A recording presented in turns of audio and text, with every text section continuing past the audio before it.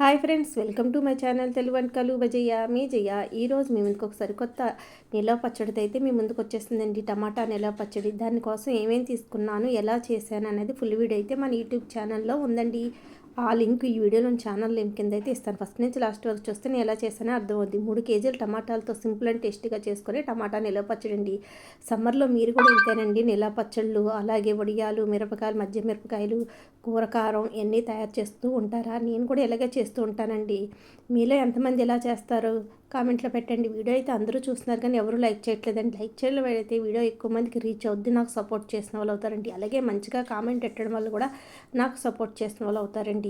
నా వీడియోస్ ఇంకా ముందుకెళ్ళడానికైతే మీరందరూ ఎంతో హెల్ప్ చేసిన వాళ్ళు అవుతారు. చూసారు కదండి, ఎంతో ఎమ్మీగా టేస్టీగా ఉండే, చూస్తుంటే నోరు ఊరిపోయేలాగా ఉండే ఈ టమాటా పచ్చడి మీలో ఎంతమందికి అయితే ఇష్టమండి.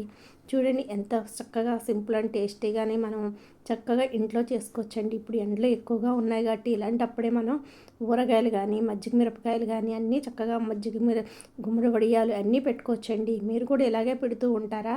చూడండి, చక్కగా గ్రైండర్లో రుబ్బుకొని చక్కగా మంచిగా పోపు పెట్టుకొని ఉంచుకున్నాం కదండి. ఆ పోపునైతే బాగా చల్లారిన తర్వాతే పచ్చడిలో కలుపుకోవాలండి. అప్పుడే బాగుంటుంది. చూసారు కదా ఫ్రెండ్స్, ఇలా ఉన్న పచ్చడిని వేడి వేడి అన్నంలో కానీ పెరుగన్నంతో తింటే మంచి టేస్టీగా ఉంటుంది. Thank you for watching friends.